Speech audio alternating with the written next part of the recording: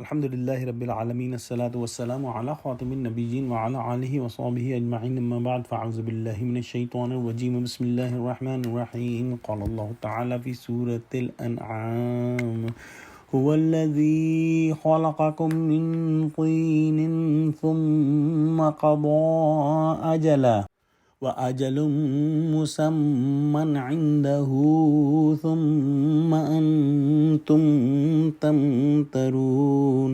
ترجمہ: وہی تو ہے جس نے تم کو مٹی سے پیدا کیا، پھر مرنے کا ایک وقت مقرر کر دیا اور ایک مدت اس کے یہاں اور مقرر ہے، پھر بھی تم اے کافرو خدا کے بارے میں شک کرتے ہو۔ اس آیت میں اللہ سبحانہ و تعالیٰ فرماتا ہے کہ اللہ وہی ہے جس نے تم کو کیچڑ سے پیدا فرمایا۔ انسان کی ابتدائی تخلیق چونکہ مٹی سے ہے، اس لیے سبھی کی اصل جو ہے وہ مٹی ہے۔ آدم علیہ السلام بلا واسطہ مٹی سے پیدا ہوئے اور ان کی نسل اپنے باپ کے توسط سے مٹی سے پیدا ہوئی۔ قرآن کریم میں خلقکم من تراب بھی فرمایا ہے، یعنی تم کو مٹی سے پیدا فرمایا۔ خلقکم من طین بھی فرمایا ہے، یعنی تم کو کیچڑ سے پیدا فرمایا۔ ان خلقناہم من طین لازب بھی فرمایا ہے، یعنی ہم نے ان کو چپکتی ہوئی مٹی سے پیدا فرمایا۔ اور خلق الانسان من صلصال کالفخار بھی فرمایا ہے، یعنی اس نے انسان کو بجتی ہوئی مٹی سے پیدا فرمایا جو ٹھیکرے جیسی تھی۔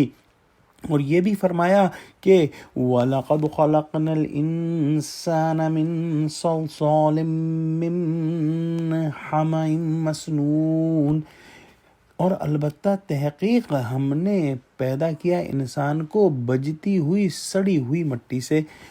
بات یہ ہے کہ جب اللہ سبحانہ و تعالیٰ نے حضرت آدم علیہ السلام کی تخلیق کا ارادہ فرمایا تو زمین کے مختلف حصوں سے مٹی جمع فرمائی، اس مٹی میں پانی ڈال دیا گیا تو طین یعنی کیچڑ بن گئی، پھر وہ کیچڑ پڑی رہی تو سڑ گئی، پھر اس سے آدم علیہ السلام کا پتلا بنایا گیا، وہ پتلا سوکھ گیا تو بجنے والی مٹی ہو گئی۔ اس کے بعد اس میں روح پھونکی گئی، چونکہ یہ مختلف ادوار اس مٹی پر گزرے، اس لیے انسان کی تخلیق بیان کرتے ہوئے کبھی تراب، کبھی طین، کبھی صلصال اور کبھی حمائم مسنون فرمایا۔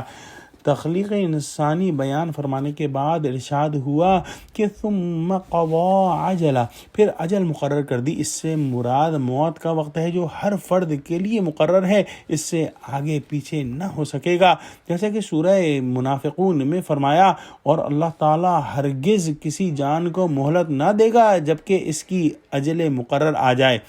اس کے بعد ہم نے پڑھا اللہ سبحانہ وتعالیٰ نے فرمایا وَأَجَلٍ مُّسَمًّى عِندَهُ، اور ایک اجل اس کے پاس مقرر ہے۔ اس سے قیامت کے دن سور پھونکے جانے اور قبروں سے اٹھنے کی اجل مراد ہے۔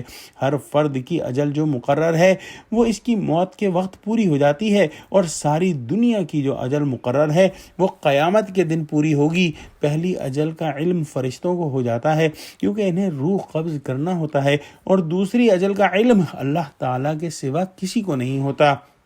اللہ تعالیٰ کے علم کے مطابق جب قیامت کے آنے کا وقت ہوگا تو اچانک آ جائے گی۔ پھر فرمایا ثم انتم تمترون، پھر تم شک کرتے ہو۔ پہلی آیت میں توحید کے دلائل بیان فرمائے اور اس دوسری آیت میں بعث و نشور یعنی قیامت کے دن دوبارہ زندہ ہونے کی دلیل بیان فرمائی۔ یہاں پر ایک حدیث کو سمجھ لینا بہت ضروری ہے۔ حضور صلی اللہ علیہ وسلم نے ارشاد فرمایا جس کو موت آ گئی اس کی قیامت تو قائم ہو گئی، یعنی کہ جب کسی کی موت آ جاتی ہے تو اس کو اسی وقت اندازہ ہو جاتا ہے کہ اس کا انجام کیا ہے، اچھا ہے برا ہے، اس کو جنت میں جانا ہے یا جہنم میں جانا ہے۔ دعا کرتے ہیں کہ اللہ سبحانہ و تعالی ہم کو قرآن کا فہم عطا فرما اور ہم کو سیدھا راستہ دکھا۔ آمین۔ وآخر دعوانا الحمد للہ رب العالمین۔ السلام علیکم ورحمۃ اللہ وبرکاتہ۔